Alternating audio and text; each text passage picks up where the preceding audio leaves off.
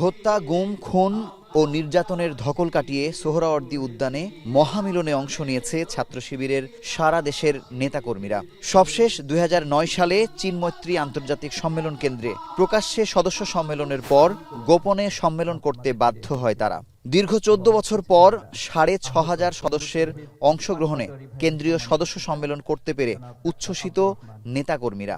আজকের এই দিনে স্মরণ করছি ছাত্র শিবিরের শত শত শহীদ ভাইকে। 24 ও 24-এর আগে খুন হওয়া শিবির কর্মীদের স্বজনরা স্মৃতিচারণ করেন সম্মেলনে। কথা বলেন শেখ হাসিনার শাসনামলে গুম হওয়া নেতাকর্মীরাও। নির্যাতিতরা বলেন, বাংলাদেশে ছাত্র শিবিরের মতো আর কোনো ছাত্র সংগঠন এত নির্যাতনের শিকার হয়নি। কিছু কুচক্রী মহল এখনো চাঁদাবাজি লুটতরাজ চালিয়ে যাচ্ছে, সাধারণ মানুষদেরকে ভোগান্তির মধ্যে ফেলেছে।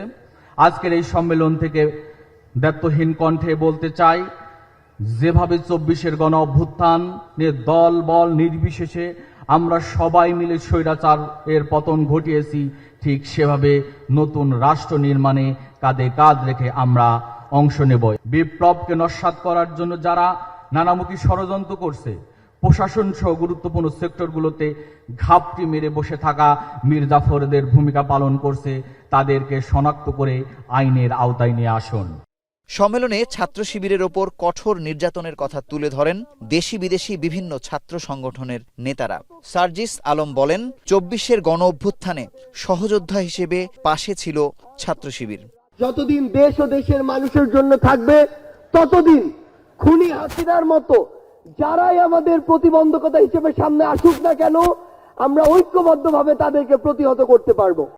24-এর বিপ্লব নস্যাৎ করতে ষড়যন্ত্রকারীরা থেমে নেই। তাদের খুঁজে বের করার পাশাপাশি শেখ হাসিনাকে দেশে ফিরিয়ে এনে দৃষ্টান্তমূলক শাস্তি দাবি করেন জামায়াত ও শিবিরের নেতারা।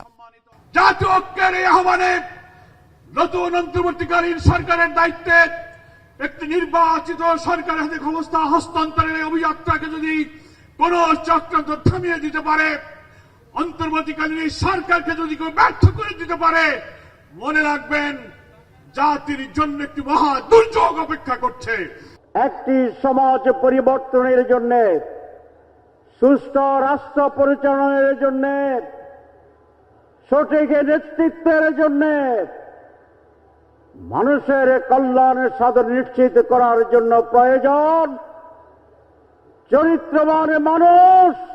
জন্মলগ্ন থেকেই শিবিরকে রগকাটা সহ নানা নামে উপনামে ট্যাগ দেয়া হলেও প্রমাণ করতে না পারায় দিন দিন শিবিরে জনজোয়ার বাড়ছে বলে মন্তব্য করেন জামায়াতের আমির। 24-এর বিপ্লবে সফল ভূমিকা পালনের পর এবার শিক্ষাঙ্গন মেরামতের দায়িত্ব নিতে শিবিরকে আহ্বান জানান তিনি। 2009 সালের 10 জানুয়ারি ক্ষমতায় আসার পর থেকে ধারাবাহিকভাবে যতগুলা হত্যাকাণ্ড সংগঠিত করেছেন, তার সবগুলার বিচার এই বাংলার মানুষ চায়, এই বাংলার মাটিতেই দেখতে চায়। একজন অপরাধীও যেন এখান থেকে বাঁচতে না পারে, তা আমরা দেখতে চাই। তাতে সময় যা লাগুক দেখে বিচার করতেই হবে। দুপুরের পর গতকাল সম্পন্ন হওয়া সদস্যদের ভোটের ফলাফল প্রকাশের মাধ্যমে 2025 সালের নতুন কেন্দ্রীয় সভাপতি ও কার্যকরী পরিষদের নাম প্রকাশ করা হবে। মুজাহিদ শুভ, এখন, ঢাকা।